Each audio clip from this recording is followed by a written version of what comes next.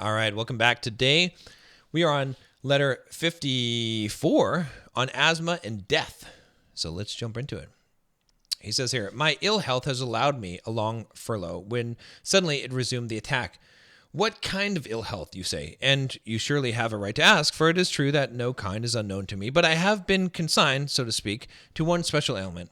I do not know why I should call it by its Greek name, for it is well enough described as shortness of breath. Its attacks is of very brief duration, like that of a squall at sea. It usually ends within an hour. Who indeed could breathe his last for long? So he has asthma. That's what he's saying here. Okay. In verse 2, I have passed through all the ills and dangers of the flesh, but nothing seems to be more troublesome than this. And naturally so, for anything else may be called illness, but this is a sort of continued last gasp. Hence, physicians call it practicing how to die. For someday, the breath will succeed in doing what it has so often essayed. So he's saying that he's gone through a lot of shit, but asthma, man, this shit is the worst, okay? Because it just doesn't disappear. And he's saying it's like physicians call it this practicing how to die, because that's what's going to happen someday when you die, when you take your last breath. All right.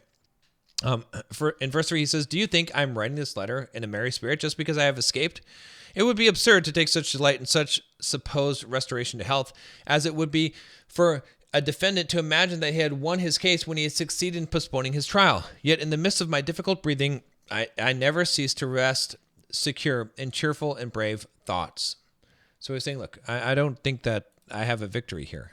All right. You think that I'm just happy because I escaped? No.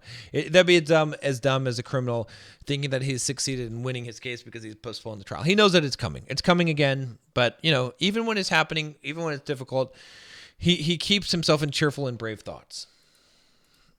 What? I say to myself, does death so often test me? Let it do so. I myself have for a long time tested death. When, you ask? Before I was born. Death is non-existence. And I know already what that means. What was before me will happen again after me.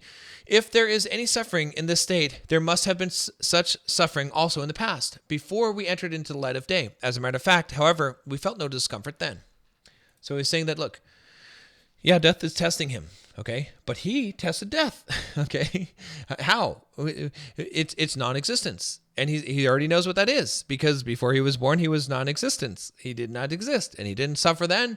And so he already knows what death is like. It's also no suffering. That's what he's saying here. And verse 5, he says, and I ask you, would you not say that one was the greatest of fools who believed that a lamp was worse off when it was extinguished than before it was lighted? We mortals also are lighted and extinguished. The period of suffering comes in between.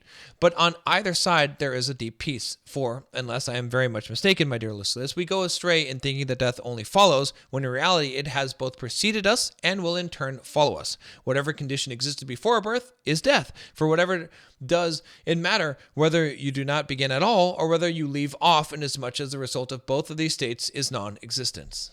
So he's making the case here that's, hey, you've already been dead. Before you were born, you were dead. Okay. And it doesn't really matter. It doesn't matter either way, right? It's like, would you think that a lamp was worse off when it was extinguished before it was lit? No, you wouldn't think that. So it's the same thing. We're lit and we're extinguished. So were we worse off before then? No, we weren't worse off before then. Or were we worse off afterwards? No, we weren't worse off afterwards. So he's saying either way, it's non-existence. So it doesn't matter. In verse 6, he says, I have never ceased to encourage myself with cheering counsels of this kind. Silently, of course, since I had not the power to speak. Then, little by little, this shortness of breath, already reduced to a sort of panting, came on at greater intervals and then slowed down and finally stopped. Even by this time, although the gasping has ceased, the breath does not come and go normally. I still feel a sort of hesitation and delay in breathing. Let it be as it pleases, provided there is no sigh from the soul. So he's describing, how it was as he came down from this asthma attack, and it's still affecting him.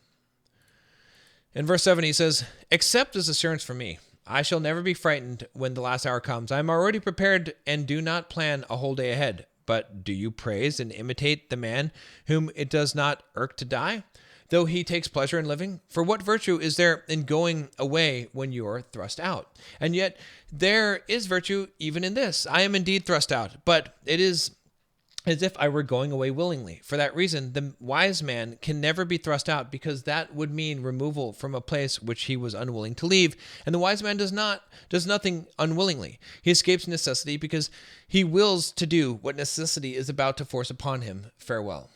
So this is a really important point that he's making here. Okay. He's saying, accept this assurance from me.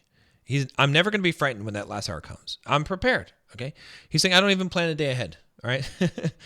But would you praise and imitate a man who does not irk to die? Okay, even though he takes some pleasure in living. Okay, so for what virtue is there in going away when you're thrust out? So if you pass away because you were forced, then what virtue is that? There's none, right? And he's saying that, yeah, I'm thrust out. Okay, but it's as if I were going away willingly, because I'm already choosing that I'm going to accept what is coming, okay? Because a wise man can never be thrust out. So in actuality, I'm not going to be thrust out, because that would mean the removal from a place that I'm unwilling to leave. But I'm willing to leave anywhere. I'm not doing anything unwillingly, right?